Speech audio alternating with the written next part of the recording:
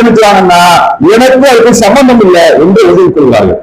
நான் ஒரு கல்விதான் இந்த திருமணத்தை முடிக்கிறது, அவர்கள் தன்னை பொறுப்பு சாட்ட மாட்டாங்க. ஆனா ஒண்ணு யோசிச்சு பாருங்க, பரக்கத்தை அல்லாஹ் கொடுக்க போறோம். யாருக்கு அல்லாஹ் பரக்கத்தை கொடுப்பான், யாருக்கெல்லாம் அருளை கொடுப்பான்னு சொன்னா, அல்ஹம்துலில்லாஹ் நஹ்மதுஹு வ நஸ்தஈனுஹு வ நஸ்தக்ஃபிருஹு வ நஊது பில்லாஹி மின் ஷுரூரி அன்ஃபுஸினா வ மின் ஸய்யிஆத்தி அஅமாலினா மை யஹ்திஹில்லாஹு ஃபலா முضل லஹு வ மை யுضلل ஃபலா ஹாதிய லஹு வ அஷ்ஹது அன் லா இலாஹ இல்லல்லாஹ் வஹ்தஹு லா ஷரீக லஹு வ அஷ்ஹது அன்ன முஹம்மதன் அப்துஹு வ ரசூலுஹு அம்மா பஅத் فإن أصدق الحديث كتاب الله وخير هدي هدي محمد صلى الله عليه وسلم وشر الأمور محدثاتها وكل محدثة بدعة وكل بدعة ضلالة وكل ضلالة في النار.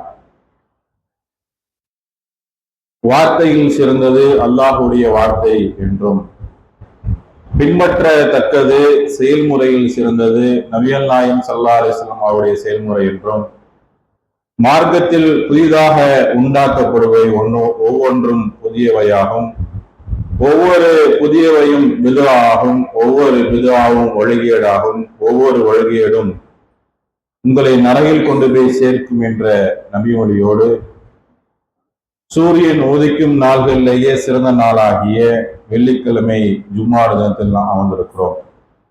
இந்த அழகிய தருணத்திலே எம்பெருமானா நபிகள் நாயகம் ஸல்லல்லாஹு அலைஹி வஸல்லம் அன்னவர் மீதும், அன்னாரின் குடும்பத்தார் மீதும், சத்திய சஹாபாக்கள் சஹாபிய பெண்கள் மீதும், உலக முஸ்லிம்கள் அனைவர் மீதும், நம் மீதும் அல்லாஹ்வின் சாந்தியும் சமாதானமும் வற்றாக்கருணையும் என்றென்று நின்று நிலவட்டுமாக என்று பிரார்த்தித்து இந்த உரையை ஆரம்பம் செய்கிறோம். அல்லாஹ்வுடைய கிருபையினால் இஸ்லாம் என்ற அழகிய மார்க்கத்தை, மறுமையிலே வெற்றி பெறக்கூடிய மார்க்கத்தை, செயல்கள் சிறந்து விளங்கக்கூடிய வழிகாட்டுதல் கொண்ட மார்க்கத்தை அல்லாஹ் நமக்கு அருளியுள்ளான். இந்த அழகான தீனுல் இஸ்லாத்தை சரிவர பின்பற்றக்கூடிய முஸ்லிம்களாக நம்முடைய வாழ்விலே ஒவ்வொரு காரியங்களை செய்ய வேண்டும். குறிப்பாக அல்லாஹ் தன்னுடைய திருக்குர்ஆனிலும் நபிகள் நாயகம் ஸல்லல்லாஹு அலைஹி வஸல்லம் அவர்கள் நபிமொழிகளிலும் ஒரு மனிதனுக்கு இந்த இஸ்லாம் என்ற மார்க்கம் கிடைத்த பிறகு அவன் வாழ்நாளிலே அதிகமான அருள்களையும் பரக்கத்தையும் கிடைக்கக்கூடிய ஒரு காரியத்தை சொல்லி காட்டுகிறார்கள். ஒரு முஸ்லிமுக்கு இஸ்லாம் கிடைத்து விட்டது, அவனுக்கு அந்த இஸ்லாத்திற்கு பிறகு தன்னுடைய வாழ்நாளிலே ஒரு காரியத்தின் மூலமாக, ஒரு மார்க்க விஷயத்தின் மூலமாக அல்லாஹ் அவருடைய வாழ்நாளில் இல்லாத அளவிற்கு, அவன் பிறந்ததிலிருந்து, ஒரு மனிதன் பிறந்ததிலிருந்து இறக்கும் வரையில இந்த ஒரு காரியத்திற்கு நபிகள் நாயகம் சொல்லி காட்டுறாங்க, அல்லாஹ் உங்களுக்கு பரக்கத் வழங்குகிறான். திருக்குர்ஆன்ல அல்லாஹ் சொல்லி காட்டுகிறான், ஏழையான உங்களை அல்லாஹ் வசதி உள்ள மக்களாக இதற்காக மாற்றுவான் என்று சொல்லி காட்டுறான். அப்ப ஒரு காரியம் மார்க்கத்துல சொல்லப்பட்டிருக்கிறது, அந்த காரியத்தை நாம மார்க்க அடிப்படையில செய்துவிட்டால் அதிலே உங்களுக்கு உங்கள் வாழ்நாளில் இல்லாத அளவிற்கு, உங்கள் வாழ்நாள் முழுவதும் கிடைக்காத அருளையும் வசதி வாய்ப்பையும், குறிப்பாக பரக்கத் என்று சொல்லக்கூடிய அல்லாஹ்வுடைய மறைமுகமான அருளும் இருக்கிறது. அது என்ன ஒரு காரியம் என்று சொன்னால், திருமணம் என்று சொல்லக்கூடிய நிக்கா. இந்த திருமணம் என்று சொல்லக்கூடிய நிக்காவை யார் நபி வழியில அல்லாஹ் சொல்வது போல, நபி சொல்வது போல முடிக்கிறார்களோ அவர்களுக்குத்தான் அல்லாஹ்வுடைய பரக்கத்து இருக்கிறது. இன்றைய உள்ள சமுதாய திருமணங்கள் இருக்கு பார்த்தா பரக்கத்து இல்லாத திருமணங்களாக இருக்கிறது, பரக்கத்தை இழக்கும் ஆடம்பர திருமணங்களாக இருக்கிறது. ஒரு நேரத்தில் இஸ்லாமிய திருமணங்கள் என்று சொன்னால் எந்த அளவிற்கு இஸ்லாத்திற்கு அதுக்கு சம்பந்தம் இல்லாமல் இருக்குமோ அதை கொடிகட்டி பறக்கக்கூடிய அளவிற்கு செய்தார்கள். இன்றைக்கு கொஞ்சம் குறைந்திருக்கிறது என்றாலும் இன்னும் அல்லாஹ்வுடைய பரக்கத்துக்கு அவங்க வந்து விட்டாங்களா என்று சொன்னால் இல்லை. ஏன்னா இது ஏப்ரல் மே மாதமா இருக்கிறது. இங்க அதிகமா இந்த மாதத்துல பாத்தீங்கன்னா இஸ்லாமிய மக்கள் திருமணம் செய்வார்கள். விடுமுறை காலம் என்பதனாலும் நோம்பு முடிந்திருக்கிறது. இதையெல்லாம் கணக்கில் வைத்து இந்த காலம் அதிகமான திருமண காலமா இருக்கும். சனி ஞாயிறு வந்து விட்டாலே எல்லா மண்டபம் புக்கிங்கா இருக்கும், எல்லா அஜர்த்துமார்களுக்கும் பிஸியா இருப்பாங்க. எல்லா வீடுகளிலும் என்ன செய்ய அதிகபட்சமாக திருமணங்கள் களை கட்டி இருக்கும்.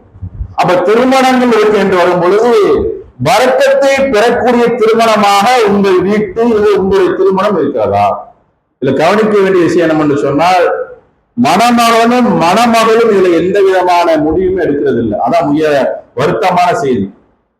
ஒரு திருமணம் நடக்குதுன்னு சொன்னா அல்லாஹ் சொல்லி காட்டுறாங்க, 4 காரியத்திற்கா ஒரு பெண்ணை நீங்க என்ன செய்ய திருமணம் முடியுங்கள். என்ன காரியம்? துன்ஹக்குல் மரஹத்த லி அர்பஇன். 4 காரணத்திற்காக நீங்க என்ன செய்யுங்க, ஒரு பெண்ணை மனம் முடியுங்கள். ஃபர்ஸ்ட் என்ன? ஓ மாலிகா, அவருடைய செல்வத்திற்காக. ஒளி ஹசபிகா, அவருடைய குடும்ப பாரம்பரியத்திற்காக. ஒளி ஜமாலிகா, அவருடைய அழகிற்காக. ஒளி தீனிகா, அவருடைய மார்க்கத்திற்காக. அது ரசூலா சொல்றாங்க, நீ திருமணம் முடிப்பதாக இருந்தால் தீனுள்ள பெண்ணை திருமணம் முடித்து வெற்றி அடைந்து கொள். அப்படி இல்லைன்னு சொன்னா தரிபத்து எதாக்க, உன்னுடைய 2 கைகளும் மண்ணை கவட்டும் என்று சொன்னார்கள். ஒரு 4 காரணம் இல்லாமல் ஒரு பெண் என்ன செய்யக்கூடாது, திருமணம் முடிக்க கூடாது. ஒரு பெண்ணை ஒரு ஆண் திருமணம் முடிக்க கூடாது. திருக்குறான் அல்லாஹ் சொல்றான் பாருங்க, எப்படி ஒரு பெண்ணை நீங்கள் தேர்வு செய்யணும், எப்படி ஒரு ஆணை தேர்வு செய்யணும். ஏன்னா திருமணம் என்று சொல்லக்கூடிய காரியத்தில் உள்ள பரக்கத்தை, அல்லாஹ்வுடைய அருளை இறந்துவிட்டு நீங்கள் கோடான கோடியே லட்சங்களை 1000 பேர் நீங்கள் அழைத்து திருமணம் செய்தாலும் உங்கள் வாழ்க்கையில பரக்கத்து இருக்காது. மணமகன்களே, மணமகள்களே, திருமணம் செய்யக்கூடிய பெற்றோர்களை கவனித்துக் கொள்ளுங்கள். உங்கள் பிள்ளைகளுக்கு அல்லாஹ்வுடைய பரக்கத்து வேண்டும் என்றால் உங்களுடைய பிள்ளைகளுடைய மன வாழ்க்கை என்றால் இப்பதான் அவனுடைய வாழ்க்கையை ஆரம்பிக்குது. குழந்தையா இருக்கிறான், சிறுவனா இருக்கிறான், அப்புறம் வாலிப வயதை அடைகிறான். இந்த காலமெல்லாம் பெற்றோரை சார்ந்து இருக்கிறார். கல்விக்கோ அவருடைய தேவைக்கோ எல்லா இடத்திலையும் பெற்றோர் முடிவு முக்கியமானது, பெற்றோருடைய அரவணைப்பு முக்கியமானது, அவருடைய பொருளாதாரம் முக்கியமானது. என்றைக்கு திருமணம் என்று அவன் காலெடுத்து வைக்கிறானோ அன்றிலிருந்து அவனுடைய குடும்பம் அவனுடைய வாழ்க்கை என்று ஆகிவிட்டது. அந்த வாழ்க்கையை ஆரம்பிக்கும் பொழுது அல்லாஹ் சொல்லாத, நபி காட்டாத, பரக்கத்தே இல்லாத, பரக்கத்து என்றால் அருள், அல்லாஹ்வுடைய அருள், அல்லாஹ்வுடைய மறைமுகமான அருள். யாருக்கும் அல்லாஹ் இது போன்ற அருளை வழங்க மாட்டார். மறைமுகமான பரக்கத்து என்று சொல்லக்கூடியத அதை இந்த திருமணத்துல அல்லாஹ் உங்களுக்கு வழங்குகிறான்னா ஆரம்பத்திலேயே அது இல்லாமல் ஒரு திருமணத்தை நீங்கள் ஆரம்பிக்க இருந்தால் இதை கவனமாக கேளுங்கள். அல்லாஹ் திருக்குறான் சொல்லி காட்டுறான், வலா தன்ஹிகுல் முஸ்ரிகாத்தி, முஸ்ரிக்கான பெண்களை நீங்கள் மணமுடிக்காதீர்கள். இணை வைக்கக்கூடிய பெண்கள், அதான் முக்கியமானது. கல்யாணம் என்று சொன்னால் மாமா பொண்ணு, அண்ணன் பொண்ணு, அது அண்ணா வீட்டு சொந்த பொண்ணு, இப்படி எல்லாம் நினைச்சாங்க சொந்தக்கார பெண்ணா பாக்குறாங்க. தனக்கு நபி வழி இருந்தால் கூட, தான் இணை வைக்காமல் ஒரு ஆண் இருந்தாலும் கூட இணை வைக்கும் பெண் சொந்தக்கார பெண்ணா இருக்கிறாங்க, உறவுக்கார பெண்ணா தான் சொல்லி நபி வழி இல்லாத இணை வைக்கும் பெண்ணை மனம் முடிக்கிறார்கள். அல்லாஹ் சொல்றாங்க நேரடியான தடை. ஒலா தன்ஹிகுல் முஸ்ரிகாத்தி, இணை வைக்கும் பெண்களை மணக்காதீர்கள், மனம் முடிக்காதீர்கள். ஹத்தா யூமினோ, அவர்கள் ஈமான் கொள்ளும் வரை, நம்பிக்கை கொள்ளும் வரை. அதுவே யார் உங்களுக்கு சிறந்தவர்? ஈமான் கொண்ட அடிமை பெண். இந்த பெண் அழகான இணைக்கக்கூடிய பெண் அழகாக இருந்து உங்களை கவர்ந்த போதிலும் அடிமையான ஈமான் கொண்ட பெண் சிறந்தவள். அது அல்லாமல் ஒலா தூஹிகுல் முஸ்ரிகீன, முஸ்ரிக்கியான ஆண்களை நீங்கள் முடிக்காதீர்கள். இணை வைக்கும் ஆண்களையும் திருமணம் முடிக்காதீர்கள் பெண்களே. ஏன் தெரியுமா? அவர்கள் அடிமையான ஆண்கள் இருந்து ஈமான் கொண்டிருந்தால் அவர்கள் சிறந்தவர்கள். யாரை விட? இணை வைக்கும் ஆண்கள் உங்களை அளவிலே கவர்ந்த போதிலும் சரிதான். நீங்க திருமணம் முடிக்கிறாருந்தா பெண்ணையும் சரி ஆணையும் சரி, இணை வைக்கும் பெண்ணா, இணை வைக்கும் ஆனா, மார்க்கம் இருக்கிறதா, மார்க்கத்துடைய அறிவு இருக்கிறதா, அவர்கள் ஓரளவு இந்த மார்க்கத்து சித்தங்களை ஒத்துடுறாங்களா? இல்ல. ஹிஜாபு போல அறிய தெரியாத பெண்ணு இன்னைக்கு ஒரு மனவான் திருமணம் முடிக்கிறான். ஹிஜாப் அறிய தெரியாது, ஹிஜாப் எப்படி போலன்னு சொல்லிக் கொடுக்கல, ஹிஜாபுடைய ஒழுக்கம் தெரியாது, அந்நிய ஆண்களோடு எப்படி பழகணும் தெரியல, அதே மாதிரி மணமானுக்கு அந்நிய பெண்ணோடு பழகணும் தெரியல. அந்த மாதிரி ஆண்களையும் அந்த மாதிரி பெண்களையும் இன்னைக்கு மனம் முடிக்கிறதுக்கு தயாரா இருக்கிறாங்க. மனம் முடிக்கிறது தயாராக இருந்தால் அல்லாஹ் சொல்லும் போல இணை வைக்கும் ஆண்களை மனம் முடிக்காதீர்கள், இணை வைக்கும் பெண்களை மணமுடிக்காதீர்கள். 4 காரியத்திற்காக ஒரு பெண் மணமுடிக்கப்படுகிறாரே அதுல இருக்குதா என்று பாருங்கள். குறிப்பாக மார்க்கம் இருக்குதா என்று பாருங்கள். நீ பார்க்காத யாரெல்லாம் திருமணத்தை முடிக்கிறீங்களோ அல்லாஹ்வுடைய பரக்கத்தை அதுல முதல்ல இருந்துட்டீங்க. முதல் விஷயம். 2வது, திருமணத்திற்கான ஏற்பாடு செலவுகள்ல 2வது பரக்கத்தை அல்லாஹ் சொல்லி காட்டுகிறான். எல்லா நிலையிலுமே ஒரு முஸ்லிம் தன்னுடைய வாழ்நாள்ல திருமணத்தை இணையபூர்வமாக அது காலங்காலமா என்ன செய்யணும், எடுத்து காலப்பட வேண்டும். அது எல்லா மக்களுக்கும் தெரிய வேண்டும். அனைத்து தர மக்கள் என்ன செய்யணும், திருமணத்தை பார்க்கணும், கொண்டாடணும்னு நினைக்கிறான். ஆனா நபிகள் நாயகம் காலத்துல ரசூலுல்லாஹ் முடித்த பல திருமணங்களையும் 11-12 திருமணத்துக்கு ரசூலுல்லாஹ் முடிச்சாங்க. அந்த திருமணங்களையும் ரசூலுல்லாஹ் தன்னுடைய மகனுக்கு திருமணம் முடிச்சு வச்சாங்க. அந்த திருமணங்களையும் ரசூலுல்லாஹ் தன்னுடைய நபி தோழர்களுக்கு திருமணம் முடிச்சு வச்சாங்க. அந்த திருமணங்களையும் தெரிதான் எந்த நிலையிலுமே நாம இன்றைக்கு பரக்கத்தை இழந்து பண்ணக்கூடிய ஆடம்பர திருமணத்தை பண்ணதே இல்லை. ரசூலுல்லாஹ் சொல்லக்கூடிய அந்த திருமண வரம்புகள்ல, திருமணத்துடைய காரியங்கள்ல, திருமணத்துடைய சடங்குகள்ல நாம இன்னைக்கு செய்யக்கூடிய திருமணத்துல எந்த விதமான தொடர்பும் இல்லாமல் இருக்கிறது. நபிகள் நாயகம் ஸல்லல்லாஹு அலைஹி வஸல்லம் சொன்னாங்க, ஒரு முஸ்லிம் திருமணம் முடிப்பதா இருந்தால் எப்படிப்பட்ட திருமணத்தை முடிக்கணும்னு சொன்னால் எளிமையான திருமணத்தை முடிக்கணும். முதல்ல மணப்பெண் மணமகள் பார்க்கிறதுல நீங்கள் அல்லாஹ்வுடைய தூதர் வந்துடணும். கட்டுப்பாட்டுல அவங்க சொன்ன வழிமுறையில ஒண்ணு, அதுல பரக்கத்து இருக்கிறது. 2வதாக நீங்கள் செய்யக்கூடிய திருமணத்துல எளிமை இருக்க வேண்டும். எளிமையான திருமணத்துலதான் அல்லாஹ்வுடைய பரக்கத்து இருக்கிறது. இன்ன ஆழ்நம நிக்காத பரக்கத்தன், எந்த திருமணத்துல அல்லாஹ்வுடைய பரக்கத்து இருக்கு சொன்னால் ஐசரு மஅூனா, அல்லாஹ்விடத்திலே பரக்கத்தின் திருமணம் என்பது எளிமையாக முடிக்கக்கூடிய திருமணம், குறைந்த செலவிலே முடிக்கக்கூடிய திருமணம். இன்னைக்கு குழந்தை செல்வ திருமணத்துக்குரிய திருமணத்தை பார்க்கவே முடியல. 90% இஸ்லாமிய திருமணங்கள் ஆடம்பரமாக முடிக்கப்படுகிறது. மார்க்கத்தில் ஒரு சட்டம் காட்டப்படுகிறது, ஒரு வழிமுறை காட்டப்படுகிறது. நபிகள் நாயகம் திருமண வாழ்க்கையை வாழ்ந்து காட்டிருக்கிறார்கள். அன்னை ஹதீஜா ரசூலுல்லாஹ் மனம் முடிக்கும் போது 40 வயது, ரசூலுல்லாஹ் 25 வயது திருமணம் முடிக்கிறாங்க. 40 வயது நினைச்சாங்க நபியா மாறுறாங்க. நபியாக ஆன பிறகு திருமணம் என்று வரும் பொழுது நபியெல்லாம் இந்த திருமணம் இல்லாத நீங்க பாத்தீங்கன்னா ஆடம்பரத்துக்கே வேலை இல்லை, அனாச்சாரமான காரியத்திற்கு வேலை இல்லை. இது கடையில ஒரு மனிதர் ஆடம்பரமாக மக்கள் தெரியும் வண்ணமாக கோலாகோலமாக திருமணம் முடிக்க தகுதி என்று சொன்னால், ஒரு உதாரணத்துக்கு மார்க்கத்தை தாண்டி வைத்துக் கொள்வோமே, அந்த ஜனாதிபதியான ரசூலுக்கு இருக்கிறது, ஆட்சியாளர் ரசூலுக்கு இருக்கிறது, முஹம்மது நபிக்கு இருக்கிறது. அந்த நபி விரும்பல. ஏன்னு சொன்னால் இந்த சமுதாயத்துல திருமணம் என்பது சுமையா மாற்றப்படக்கூடாது. எளிய திருமணத்துல அல்லாஹ்வுடைய பரக்கத்து இருக்கு என்று சொன்ன பிறகு இன்னைக்கு சுமையாக மாற்றி திருமணம் முடிக்கப்படுகிறது. இந்த திருமணத்துல எப்படி உங்களுக்கு அல்லாஹ்வுடைய பரக்கத்து கிடைக்கும்? இதுல முக்கியமா கவனிக்க வேண்டியது சொன்னா, பெற்றோர்களை சொல்லி எந்த பிரயோஜனம் கிடையாது. ஏன்னா இந்த காலகாலத்துக்கு ஒரு திருமணம் முடிக்கும் பொழுது ஏற்பாடு நபிகள் இல்லைன்னு மணமகளை கூப்பிட்டு கேளுங்க, மணமகளை கூப்பிட்டு கேளுங்க. அல்லாஹ் சொன்ன மாதிரி நபி காட்டிய மாதிரி ஏற்பாடு நபிகள் இல்ல, எளிமையா இல்ல, அல்லாஹ்வுக்கு ஒரு காட்டிய அடிப்படையில ஒரு ஷரத்துகள் இல்லைன்னு சொன்னா நான் என்னங்க பண்றது? என்னுடைய வாப்பா அம்மாவை கையில் இருக்கிறது.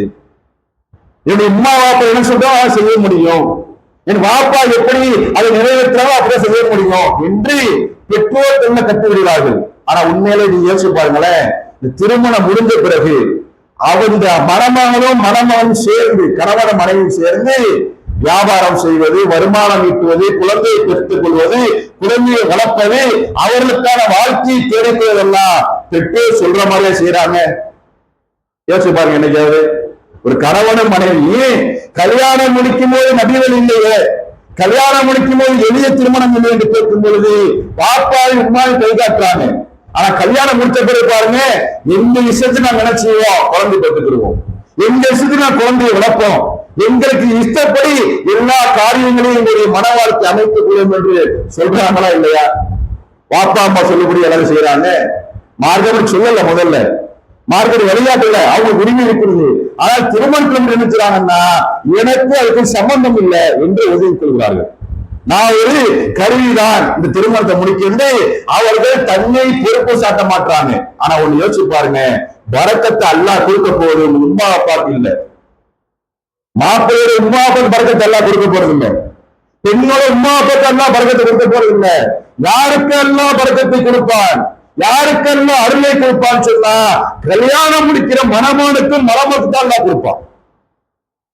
யாரு கல்யாணம் முடிக்கிறாங்களோ அந்த ஆணுக்கும் பெண்ணுக்கு தான் அல்லாஹ்வுடைய பரக்கத்து, அந்த ஆணுக்கும் பெண்ணுக்கு தான் அல்லாஹ்வுடைய அருள், அந்த ஆணுக்கும் பெண்ணுக்குத்தான் அல்லாஹ் தன்னுடைய அருளிலிருந்து வழங்குவான் என்று சொல்லி காட்டுகிறார்.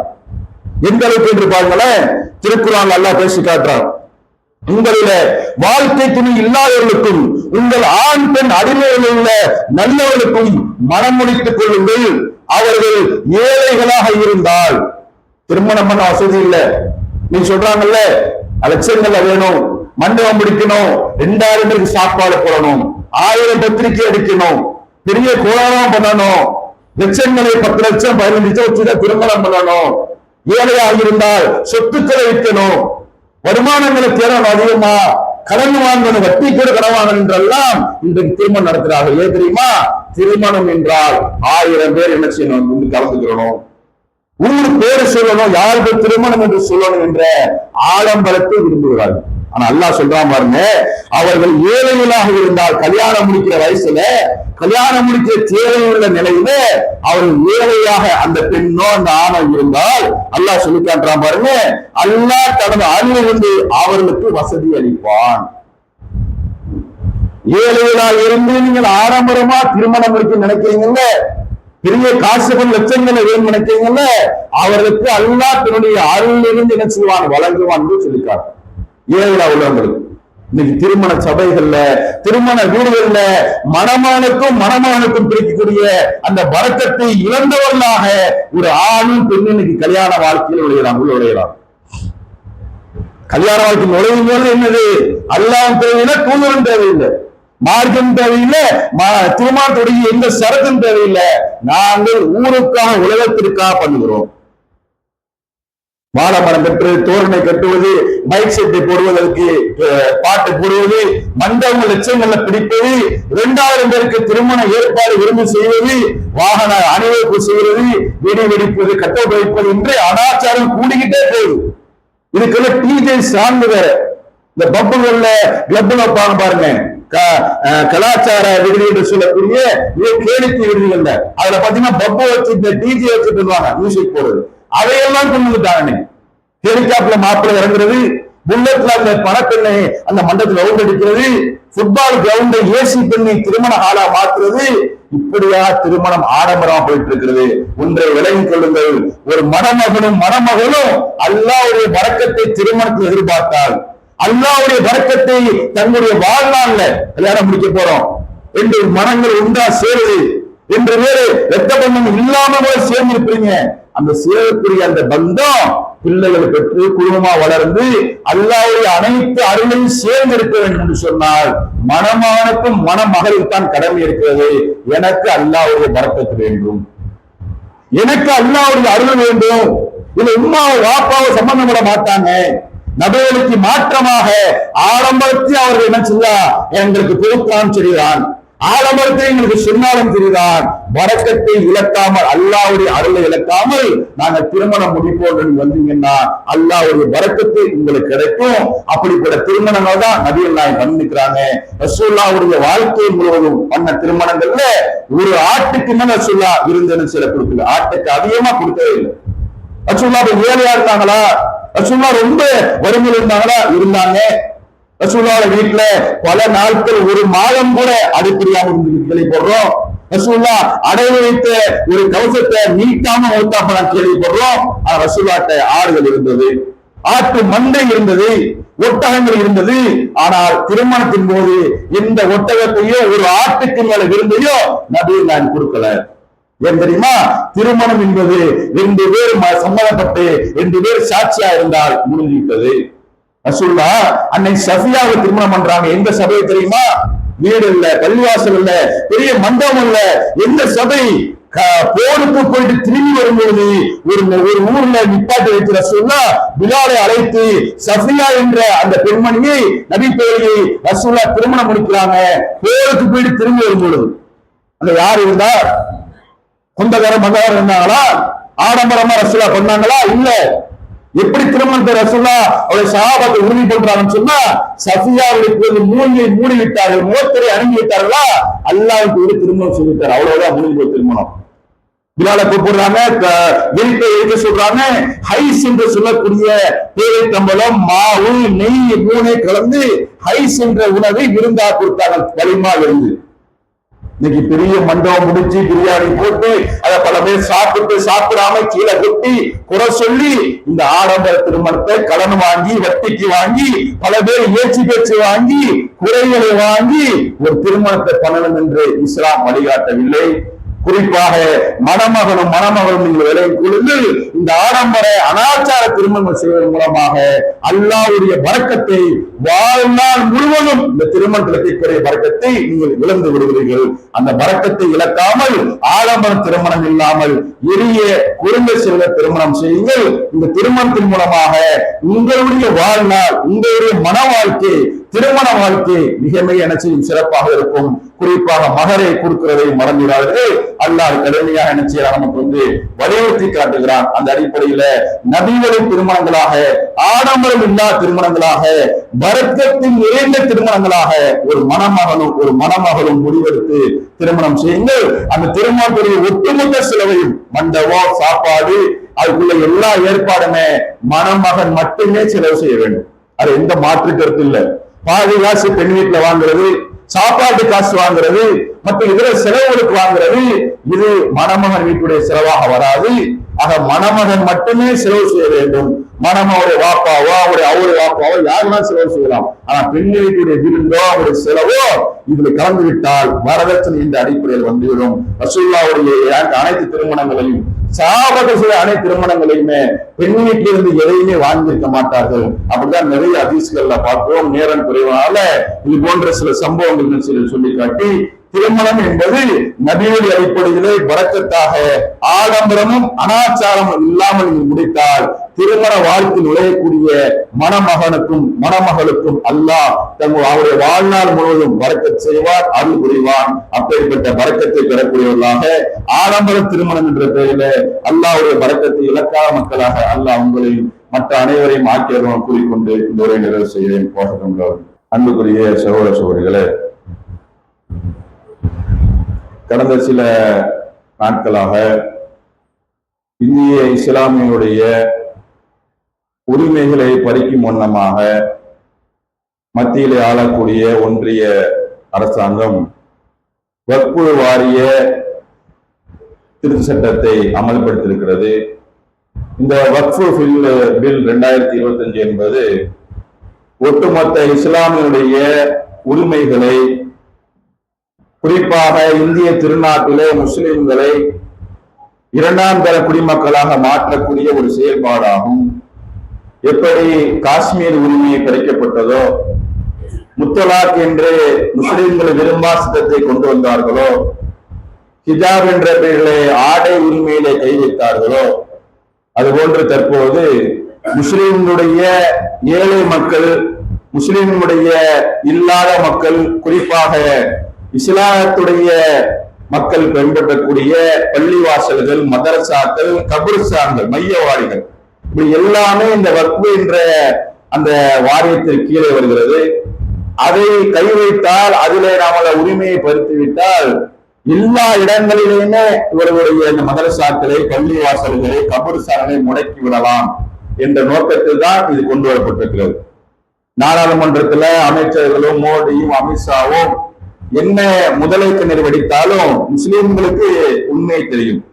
குறிப்பாக இந்த அரசாங்கம் அமைந்ததிலிருந்து 2014 இருந்து முஸ்லிம்களுக்கு எதிரான கருப்பு சட்டங்கள் அனைத்தையுமே நாம் என்ன செஞ்சிருக்கோம், அறிந்திருக்கிறோம். அதுல மாற்று கருத்து இல்லை.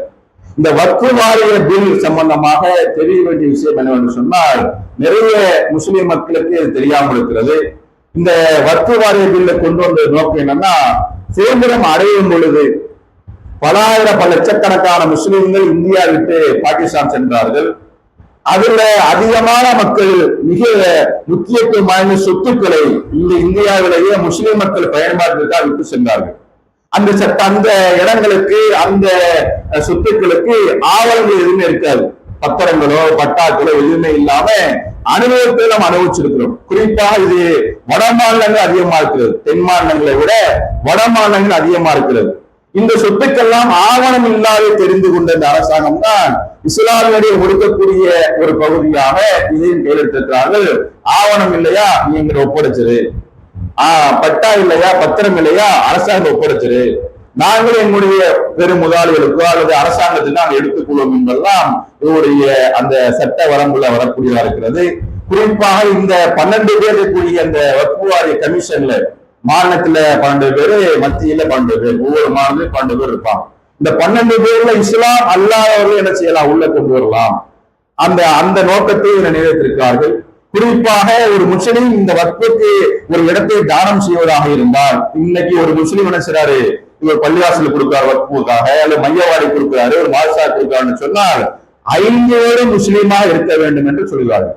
அப்புறம் என்ன அர்த்தம்னா, இனிமேல் முஸ்லீமா இருக்க வேண்டும் என்றால் ஒரு சர்டிபிகேட் வாங்கிட்டு வரணும், ஆதாரம் கொண்டு வரணும். நானும் முஸ்லீம் தான், 5 வருஷம் இந்த இந்தியாவில முஸ்லீமா வாழ்றேன் என்று இனிமேல் நீங்க முஸ்லீம் என்று அடையாளம் காட்டாத ஆதாரோ ரேஷன் கார்டோ ஓட்டர் ஐடியோ தேவைப்படாது. முஸ்லீம் என்று அடையாளம் காட்டுவதற்கு வேறு விதமான சர்டிபிகேட் நீங்க வாங்கி கொடுத்தாதான் நீங்களும் முஸ்லீம் ஆகலாம் என்ற மிக ஆபத்தான அச்சுறுத்தக்கூடிய முஸ்லிம்களுடைய உரிமையை முஸ்லிம்களுடைய உடைமைகளை பறிக்கும் வண்ணமாக இந்த வக்ஃப் பில்லு அமல்படுத்தியிருக்கிறாங்க. இந்த வக்ஃப் சட்டத்திற்கு எதிராக பல்வேறு விதமான ஆர்ப்பாட்டங்களை போராட்டங்களை தமிழகம் முழுவதும் இந்தியா முழுவதும் நடத்தி கொண்டிருக்கிறார்கள். நம்முடைய ஜமாத் சார்பாக நாளை சென்னையில மிகப்பெரிய அளவிற்கு கவர்னர் மாளிகை முற்றுகையை நம்ம அறிவித்திருக்கிறோம். ஆளுநர் மாளிகை முற்றுகை என்று ஒரு செயல் திட்டத்தை, ஒரு எதிர்ப்பு களத்தை அறிவித்திருக்கிறோம். இதற்கு முன்னால் இந்த சட்டம் ஏற்ற போராட்டம் கேள்விப்பட்ட உடனேயுமே மசோதா தாக்கல் செய்த முன்னாலேயே நவம்பர் மாதம் முழுவதும் என்ன செய்யும், எல்லா மாவட்ட தலைநகரங்களும் ஆர்ப்பாட்டம் பண்ண உங்களுக்கு தெரியும். கிட்டத்தட்ட 45க்கும் மேற்பட்ட மாவட்டத்திலும் ஆர்ப்பாட்டம் பண்ணோம். அது அல்லாமல் இந்த கவர்னர் மாளிகை முற்றுகை நடைபெற சென்னையில இது இல்லாமல் இது அங்கு நிறைவேறாது. கடந்த காலங்கள்ல என்ஆர்சிக்கு சிஏக்கு நம்ம எப்படி எல்லாம் போராட்டம் செய்யறோமோ அந்த போராட்ட வடிவம் கூட வெடிப்பதற்கு வாய்ப்பு இருக்கிறது. இஸ்லாமிய சொந்தங்கள் விளங்கிக் கொள்ள வேண்டும். இந்த வக்ஃப் வாரிய சட்டத்தை, இந்த மசோதாவை எதிர்க்கும் வண்ணமாக உணர்ச்சி பூர்வமா நிறைய நமக்கு உள்ளங்கள் இருக்கும். அப்படி செய்யணும், இப்படி செய்யணும், அதை மாத்திரம் இதை மாத்திரம் எல்லாம் நினைப்போம். ஆனால் இந்த விஷயத்தில் இந்த பொறுமை காத்தவர்களாக சட்ட ரீதியா அணுகக்கூடிய விஷயங்கள் நிறைய இருக்கிறதுனால ஆர்ப்பாட்ட களங்கள் போராட்ட களங்கள்லாம் நம்முடைய தமிழ்நாடு தகுதி மாற்று மூலமா அறிவிக்க இருக்கிறோம். இன்ஷா அல்லாஹ் அது என்ன செய்யுங்க, அதிகமா கலந்து கொள்ளுங்கள். இந்த ஆர்ப்பாட்டங்கள் போராட்டங்கள் மூலியமாக அல்லாஹ் நாடி நமக்கு வெற்றி தருவார். அது அல்லாமல் இன்னும் வேறு வழியிலும் சட்ட ரீதியாக அல்லாஹ் வெற்றி தர காத்திருக்கிறார். வக்ஃப் வாரிய சட்டம் என்பது இன்னைக்கு எதுக்காக விளக்கம் சொன்னா, இஸ்லாமிய இயக்கங்கள்ல சில பேர் என்ன செய்றாங்கன்னா, இது பெரிய பாதிப்பு இல்லை, இதனால பெரிய ஆபத்து கிடையாது, இந்த வக்ஃப் வாரியத்துல உள்ளவங்கள சில பேர் என்ன செய்றாங்க, முறைகேடு பண்ணிட்டாங்க, அப்படி எல்லாம் பிரச்சாரம் பண்றதை பார்க்கிறோம். முறைகேடு பண்ணது, அதுல சரியான வரைமுறை இல்லாதெல்லாம் உண்மைதான், மாற்று கருத்து இல்லை. யாரு இருந்தாலும் நிர்வாகத்தில் இருந்தாலும் நடக்கக்கூடியதுதான். அதை சரி செய்ய முயற்சி பண்ணுமே தவிர நமக்கு உண்மையில உள்ள வக்ஃப்களை சொத்துக்களை முஸ்லிம்கள் பயன்படுத்தக்கூடியன்னு சொன்னா இது இன்னொரு பரப்புரையும் செய்யப்படுது. ராணுவத்துக்கு அடுத்து ரயில்வேக்கு அடுத்து வக்ஃபுக்கு தான் அதிக நிலம் இருக்கிறது, 8 லட்சம் ஏக்கர் என்று சொல்றார்கள். அது உண்மை இல்லை. இவங்க சிந்தித்து பாத்தீங்கன்னா தமிழ்நாடு, ஆந்திரா, கர்நாடகா இந்த 3 மாநிலத்துல மட்டும் 10 லட்சம் ஏக்கருக்கு மேல வேறு வழிபாடு தலங்களுக்கு சொத்து இருக்கிறது. 8 லட்சம் இந்தியா முழுவதும் இதுக்கு வக்ஃபுக்கு இருக்கிறது. 3 மாநிலத்துல மட்டும் 10 லட்சத்துக்கு மேற்பட்ட ஏக்கர் சொத்து இருப்பதாக நாடாளுமன்றத்துல முன்னாள் வழக்கறிஞர் கபில் சிபல் தெரிவிக்கிறதை பார்க்கிறோம். அப்ப இந்தியா முழு கணக்கெடுங்க, ஒரு சமுதாயத்துடைய வழிபாடு தளத்துல 10 லட்சம் ஏக்கர் இருக்கிறது, அதுக்கு இதுக்கு 7 லட்சம் விட்டாரு. வக்ஃபுக்கு பெருசா இருக்குது, நிறைய இருக்குது, அது முறை இல்லாம இருக்குது, அதனால கவர்மெண்ட் உள்ள நடந்துருச்சு என்று சொல்றதுல எந்த விதமான முகாந்திரம் இல்லை. அது சரியான வாதம் கிடையாது. இதை விட வேறு வழிபாடு தலங்களுக்கு, வேறு மாத்தவர்களுக்கெல்லாம் லட்சங்கள், 1000 லட்சங்கள் கோடிகள் அமைச்சது ஏக்கர்களுக்கு சொத்து மதிப்பு இருக்கிறது. அதை நம்ம என்ன செய்ய முடியாது, மறுக்க முடியாது. அது அல்லாமல் இன்றைக்கு இது முஸ்லிம்கள் என்று நினைக்கிறாங்க. முஸ்லிம்களுக்கு பாதிப்பு, இஸ்லாமியருக்கு அளவு அகப்பட்டுக் கொண்டார்கள், அவர் உரிமையை கழித்து நினைக்கிறாங்க. கண்டிப்பா கிடையாது. நீங்க வேணா எல்லாருடைய பேட்டி எடுத்து பாருங்க, இந்த தமிழ்நாட்டிலும் சரி வடமாநிலும் சரி, முஸ்லிம்களுக்கு உள்ள இந்த பாதிப்பு அடுத்து யாருக்கு என்றால் சிறுபான்மையாக உள்ள பெரும்பான்மை மதத்தையுடைய நிலைகளுக்கு காணும். முஸ்லிம்கள், கிறிஸ்தவர்கள், அடுத்தடுத்து பெரும்பான்மை மதமா இருக்கக்கூடிய இந்து மக்கள் உள்ள மக்கள்ல யாரு சிறுபான்மையாக இருக்கிறார், யாரு பிற்படுத்தப்பட்டதா இருக்கிறா, அந்த சுமார் கை வைப்பார்கள். அடுத்தடுத்து அவருடைய ஆசை நிறைவேறும் வரை எல்லா காலகட்டத்திலுமே இதை நிறைவேற்றிக் கொண்டிருப்பார்கள். இது முஸ்லிம்களுக்கான பாதிப்பு அல்ல, இது இஸ்லாமில் மிக்க போறது அல்ல. இது எங்க தொடரும் என்றால் எல்லா சமுதாயத்தையும் தொடர போகிறது. எல்லா சமுதாய மக்களும் இதற்காக ஒன்று கூட வேண்டும். இது இஸ்லாமியருக்காக உள்ளது. நாம் என்ன செய்ய தப்பித்துக் கொள்ள நினைக்க வேண்டாம். அனைவரும் ஒன்று கூடியதற்காக குரல் கொடுத்தால், இதற்கு எதிர்ப்பை தெரிவித்தால், இந்த எதிர்ப்பு களத்திலே களமாட ஒன்றாக களமாடினால் நமக்கான வெற்றி கண்டிப்பாக இருக்கிறது. முஸ்லிம்களை தாண்டி இந்த மக்கள், கிறிஸ்தவ மக்கள், எல்லா சமுதாய மக்களையும் இந்த அரசாங்கம் வஞ்சிக்க இருக்கிறது, உரிமையில பெருக்கி காத்திருக்கிறது. அதற்கு ஒரு முன்னோடிதான் இந்த வக்ஃப் பில் என்பதை தெரிவித்துக் கொள்கிறோம். ஆக சமுதாயத்தில் உள்ள பொதுமக்கள் மற்றும் ஜமாத்தார்கள் இந்த வக்ஃப் வாரி சட்டத்துக்கு எதிராக நம்முடைய உயிருள்ள ஒரே நிச்சயம் போராடுவோம். அல்லாஹ் நீதி மிக்கவன், நமக்கான நீதியை இந்த உலகத்தில் தருவான். அப்படி இல்லை என்றாலும் கூட மறுமையில் அதற்கான கடுமையான குடியை வைத்திருக்கிறான். அல்லாஹ் நமக்கு எல்லா வகையிலும் அருள் புரிவானாக. நம்முடைய உரிமைகளை பின்பற்றி இந்த உலகத்தை இந்தியாவில் வாழ்வதற்கு நமக்கு அருள் புரிவானாக கூறிக்கொண்டு இந்த ஒரு நிறைவு செய்கிறேன். வாஹித் அஸ்ஸலாமு அலைக்கும்.